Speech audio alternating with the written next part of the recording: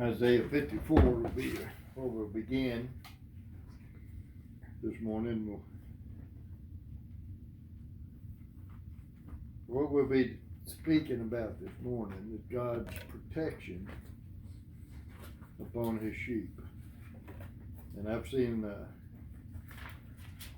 a lot of people are being hurt, and a lot of Christians are being confronted with things that they've never been confronted with, and with all the sickness and all the pain and the material of the world problems, financial and marital problems in our everyday life. So things are really turning upside down for us. But that's what Jesus warned us in the last days, that perilous times would come.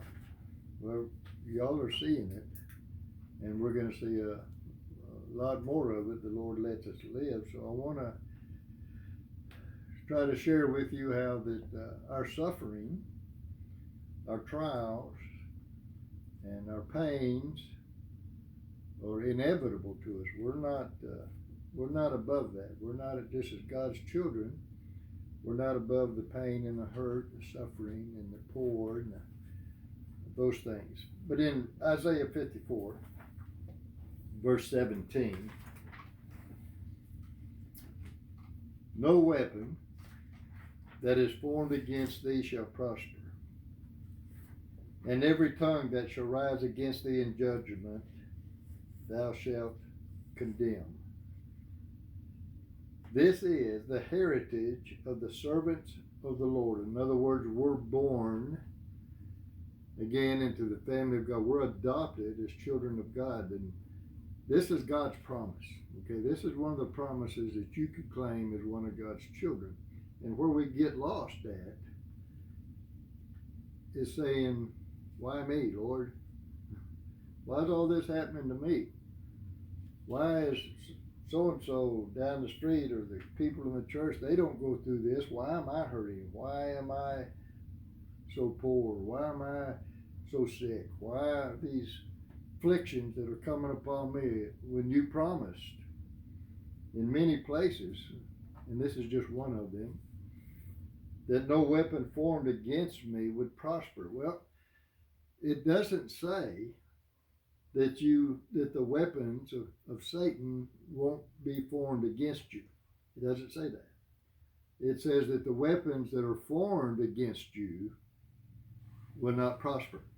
In other words, they'll not become effective to the point of destroying you or killing you or taking your life in any way. Take Job, for example. When Satan formed his weapons against Job, look at all that God allowed Satan to do to Job. He took everything, even his health. But it didn't prosper. It didn't, in other words, Satan did not acquire the goal that he was after, and that was to kill Job. That's what he wanted to do. Remember, God told him, you can do anything you want to it, but you can't take his life. And that's where we are, where we've always been. We are God's heritage. We are God's children.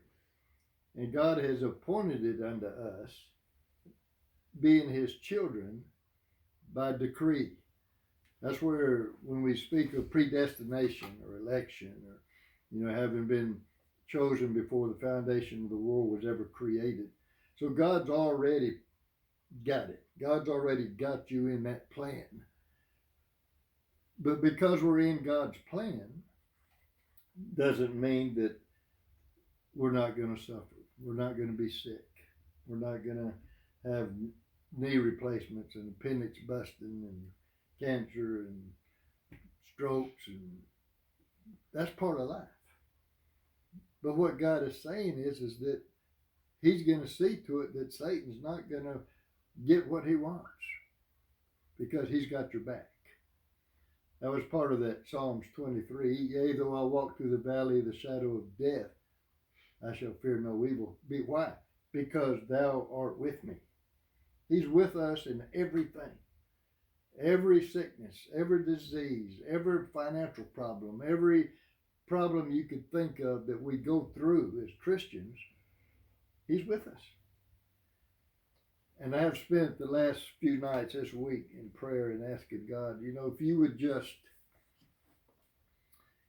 just open our eyes and let us see what the servant of Elisha seen when they went out to go to battle, and Elisha didn't have but 350 army soldiers, and he looked outside and there was thousands of the enemy, and the servant looked at Elisha in 2 Kings over there, and he says, Lord, he says, we're outnumbered, but how are we going to win this war? And Elisha said, Lord, open his eyes and let him see. And God opened the eyes of his servant, and up on the mountains, all around the ridge tops, were hundreds of thousands of chariots of fire coming down to destroy their enemies.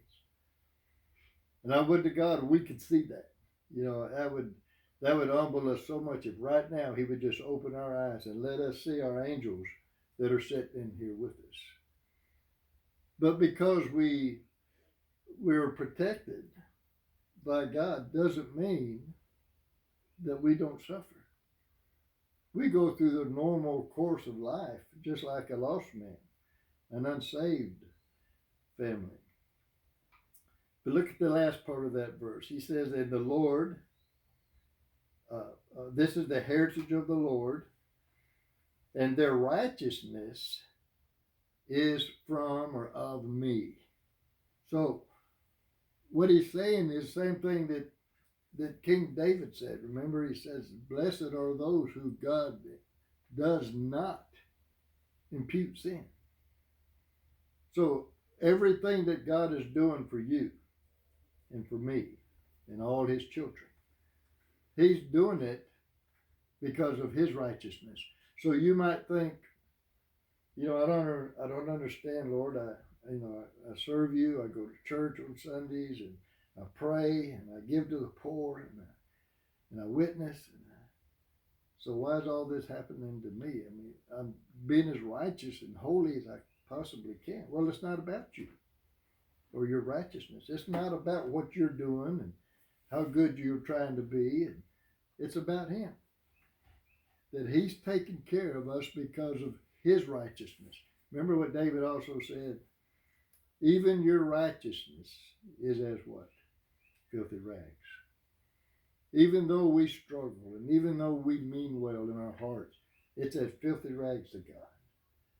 It's God's righteousness that allows us to be under the wings and the protection of God all the days of our lives. Sometimes it doesn't seem that way. Sometimes we feel like God's left us and He's departed from us. And there's more to that I can talk about this morning, but it could be because of sin. It could be because of your stiff-necked, hard-headed ways of doing things that God's not intervening in your life. So this kind of works both ways. Yes, God's there. God never forsakes us, and He never leaves us. But sometimes we leave Him. We do things we know we shouldn't be doing. We live like we shouldn't be living, and we make things of the world first and make God last.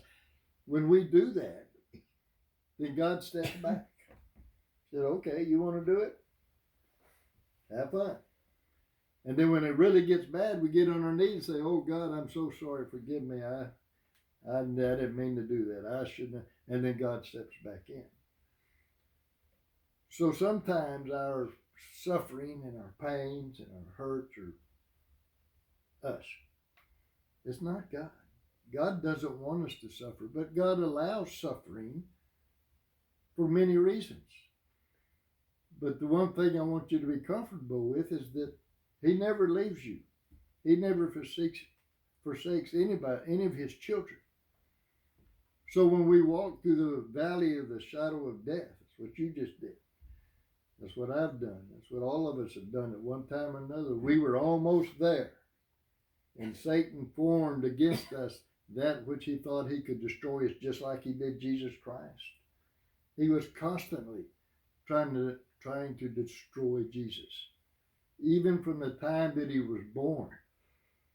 King Herod was sent troops out to kill him, and he couldn't find him, so he killed all these other innocent babies, just hoping that by luck he would get him. But Satan's weapons cannot destroy us. They can affect us.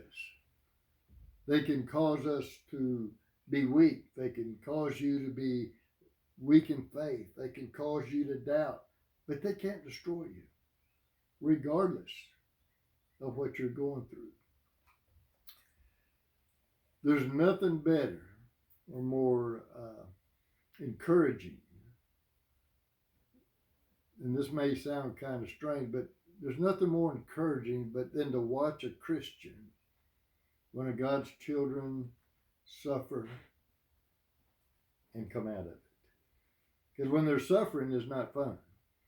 But when they're hurting and suffering and they're down and out and they think they're at the end of their life, and we get to witness that, and all of a sudden they come back and it's time to celebrate. Go to Psalms chapter 34 with me a minute. Look at this just a little further. In Psalms 34 is where God listens, of course, to the righteous. Verse 7. The angel of the Lord encampeth round about them that what? Fear him. See, there's your key, and it's all through the Bible. It ain't just here; it's everywhere. Remember what the book of Proverbs says: at the beginning of wisdom is the fear of the Lord. So for those who fear him, now that's not talking about a trembling, oh my God, kind of fear. It's talking about an humble, righteous respect of a holy and a righteous God. It's not a fear of scared to death to do something. It's a humble experience of recognizing that God is omnipotent, that God is omniscient, that God is a God who not only created man but can destroy man. Recognizing that God is the beginning and the end, that he's everything, and everything is about God. He's able to destroy the flesh. He's able to destroy the spirit. He's able to save, but he's also able to destroy. That's fear. Recognizing that God is in control of every aspect of your life. As we sit here this morning, how many of you just took a breath? You didn't even realize you did, and you just took a breath. That's God. He allowed you to do that. He allowed you to take that fresh air in, and you didn't even think about it. How many of you just sat there and went, see, God allowed that. But look how many people in that same instant died. And never even realized they just took their last breath. God is in control of all of it. But what I want you to see here is that the angel of the Lord encampeth. In other words, they encompass, they circle about those who fear him. That's the reason I said I wish he would let us open our eyes and see them. Oh, what a humbling experience. I think we'd all hit the floor and be weeping. Even in the days of the tribulation, the last days of the tribulation, you remember the last part, in the end of the millennial reign, the 1,000-year reign, the last thing that's going to happen. Satan has been put into the abyss and been chained up and can't get out. He's been sealed. But at the end of that 1,000-year reign, remember he says, and then Satan shall be loosed for a little while, to go out and make war one more time to try to destroy Jesus Christ and his saints. And God will defeat him and his armies and cast him into the lake of fire. But it says there in Revelation chapter 20 that when Satan was turned loose, he gathered up all his armies and they encompassed Jerusalem. They completely encircled it, ready to attack. Well, I got news for him. God's angels encompass each one of us. Everywhere we go, from the time you were born to the day you die, God's angels is encompassing you to protect you from Satan destroying your life. He doesn't protect you from illness. The angels don't protect you from falling. He doesn't protect you from having a motorcycle wreck or having a truck wreck or falling off the porch or doing stupid things. He allows that to happen. But when it comes to Satan forming his weapons against you in hopes that when you fell off the back of that truck, you'd break your neck. That was his plan. When you fell off that motorcycle, it was Satan's plan to kill you, but not God's plan.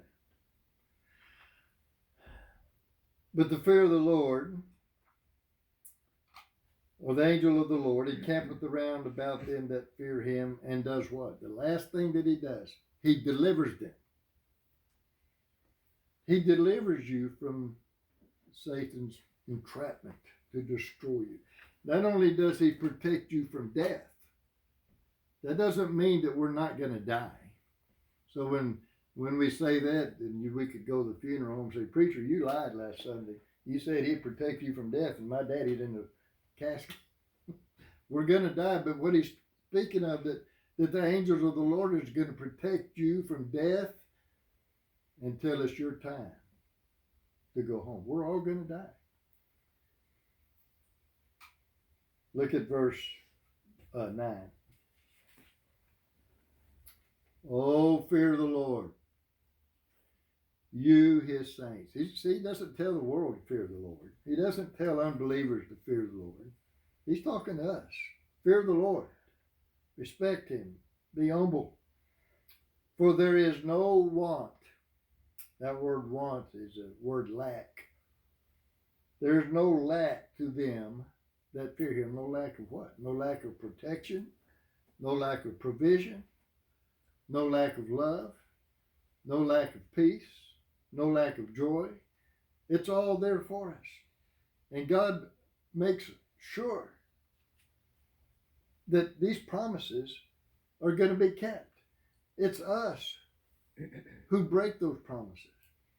It's because of our works and evil deeds and rebellious ways that we lose these promises. But these are promises of God that you and I get every day.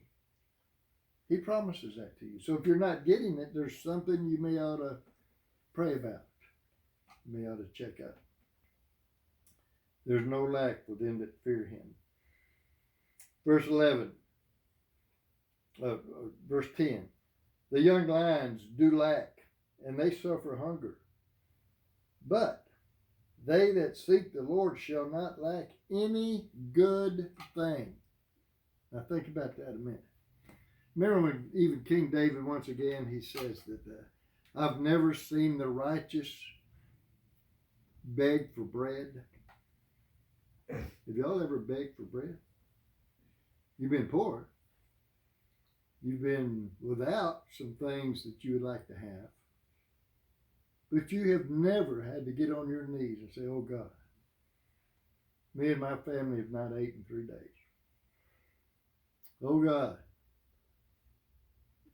we don't lack anything. The greatest miracle that we probably have seen, and maybe not the greatest, but one of the most memorable, is when we were first new Christians, early in the ministry, my first pastorate probably. And I've told y'all the story, how poor we were, and the job that I quit that paid so good, and we had nothing, no money, we couldn't do anything. We ate the peas and the rice every day, and we couldn't buy a chicken. That's how poor we were. And how that Sunday after church, Junior said, Daddy, are we ever going to get to eat meat again? I said, let's ask Jesus. As soon as I said amen, they knocked on the door, and here he was with 3 cases of choking frozen chicken breasts. Well, we don't get that every day. We don't get that delivered to us. That's the last time that ever happened. But it was God showing us that we don't lack in anything. That we as children of a God that fear him, will receive all good things. It doesn't mean we won't be poor. It doesn't mean that you won't hurt for things. But it means that you'll never go hungry to the point that you got to beg for food, or that you got to plead to God for something. Oh, there's a lot of things that we all would like to have. But what if we just had food, clothes, and a roof over our head? Well, you're not lacking in any good thing. God's providing for you. God's taking care of you. Did he do that for you before you got saved? We were in bad shape. We still had some things. We still done things. But we lacked in righteousness and spiritual things and in things that we need. See, God never forsakes us. He never turns against us. And it seems like it because sometimes we get in positions of need and want, but there are times that we put ourselves in those conditions. It's not God doing it. God's trying to gather us up like a hen does her babies and make sure that we got plenty. He wants us to have a life that's blessed.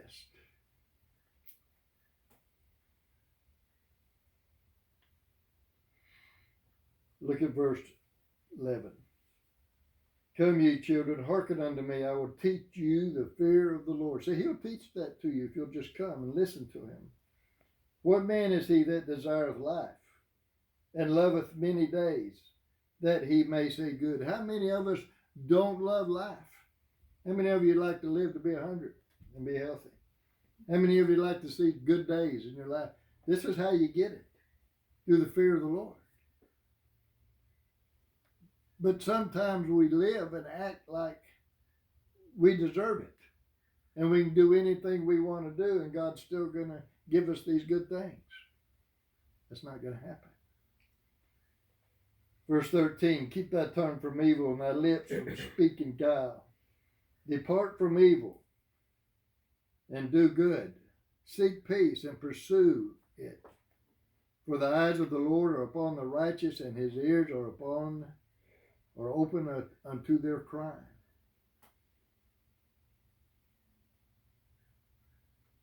Verse 17, the righteous cry, and the Lord heareth and delivereth them out of all their troubles. Not some of them, not just a few of them, not one of them. He delivers us out of all the troubles. Now, if you was to be honest with yourself, what trouble have you had that God's never delivered you out of?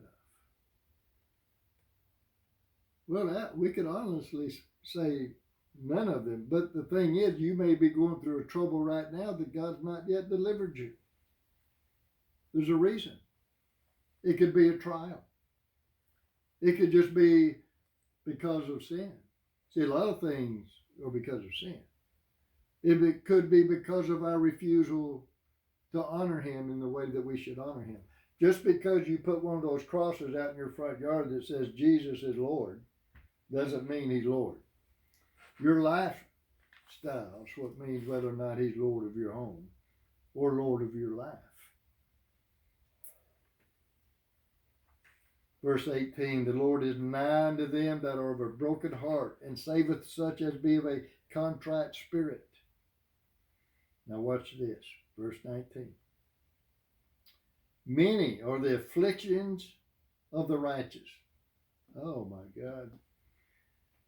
I thought I was supposed to live a life without afflictions, without persecution, without trials, without having accidents, and without sickness, and without, no.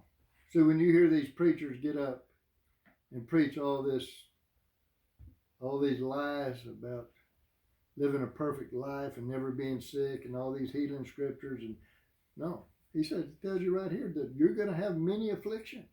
You're going to suffer just like anybody else, but you'll be delivered. You will overcome. Satan is unable to defeat you. He can't do it.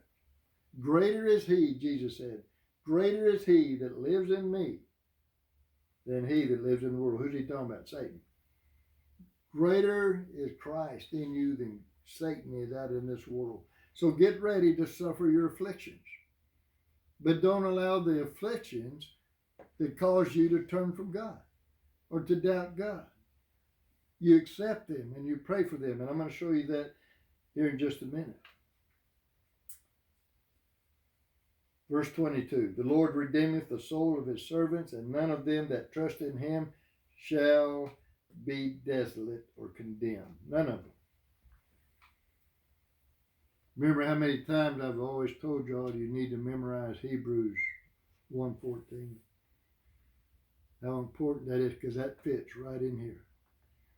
That even his ministers, which is angels, even his angels minister unto them who shall be heirs of salvation. Future tense. In other words, God's angels, as we talk about the angels encamping about us, are with you from the day that you're born to the day that God calls you home. Before you ever get saved. Well, that's a good feeling, ain't it? Because we can all sit here and think back to our stupid days when certain things should have killed us.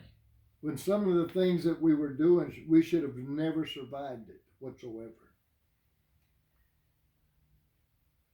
I remember in Vietnam sitting up in the rear even though when we were in the rear, we still had to do guard at night to watch for the Viet Cong to overrun us. So we had guard posts at each corner of the compound, that like you've seen on TV.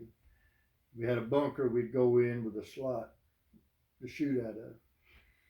Well, here it is about midnight, and me and this other man, we were on guard that night and overlooking the valley from the mountains.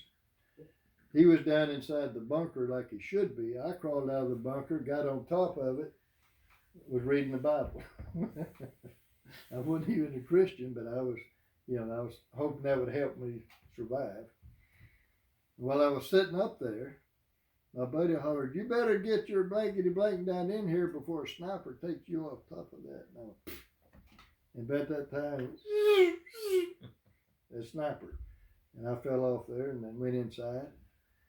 I thought, oh my God, how stupid was that? But it didn't dawn on me. I didn't know Hebrews 1:14, that God's angels was overlooking me.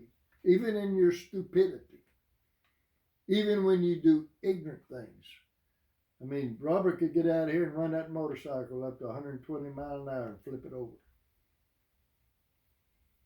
It wouldn't kill him as long as God was still watching over him. As long as his angels were there. That doesn't mean you should go try that, by the way, Robert. That'd be funny. But our stupidity sometimes challenges God right in the midst of our doings. I mean, we just do things. The Bible says, do not tempt God. That's a bad thing to do. So when you hear messages like this, don't think you can go out there and stand in the highway and see if that 18-wheeler is going to stop before it ever hits you. Because God's going to let it go on, push it right over you for being stupid.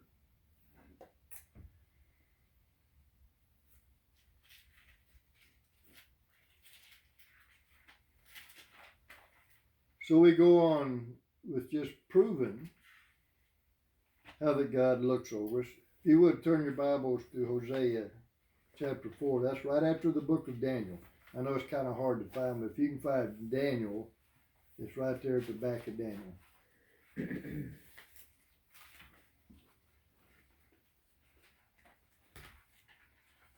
And some of you may even know it by heart. Remember what God said, that my people are destroyed through the lack of knowledge. And this is why that so many people are in trouble today, because there is the lack of knowledge, the lack of understanding God, and understanding what God's provisions is and what his protections are. So let me read this to you for a second. My people, Hosea 4 verse 6, my people are destroyed for lack of knowledge. Not the world, not the unbelievers, but his children are destroyed for the lack of knowledge. Because thou hast rejected knowledge. Now watch this. Because God's children have rejected his knowledge, I will also reject thee, that thou shalt be no more priest to me. Seeing that thou hast forgotten the law of thy God, I will also forget thy children. Wow. So, people hear these stories or read these scriptures in the Old Testament and say, thank God I wasn't living then, boy. God was tough on those people. Do you think for 1 minute that the nation of Israel, being the apple of God's eye, the nation in whom God created out of nothing, the nation whom God guided and protected and provided for and loved and punished and chastened, and do you think us as a Gentile nation that we're any better than they are? That we're more protected than they were? That we have some kind of right or decree that allows us to do what they did and get away with it? Don't be so blind. If God done it to them, if he rejected them and rejected their children, how much more so will he do it to us, the Gentile nations? See, that's not over just because it was the Old Testament. That helps me to understand all the families that we see and try to witness to and try to get to come to church or try to come to Christ, and their children, they don't want nothing to do with it. Maybe because their fathers or their grandfathers were God's children, they forsook God, and God forsook their children. See, the sins of our fathers go upon the children many times for generations. So our children are in trouble. Don't take it lightly of what God says about the nation of the Jews and how he treated them and chastened them and loved them. Turn to Romans chapter 4, verse 6.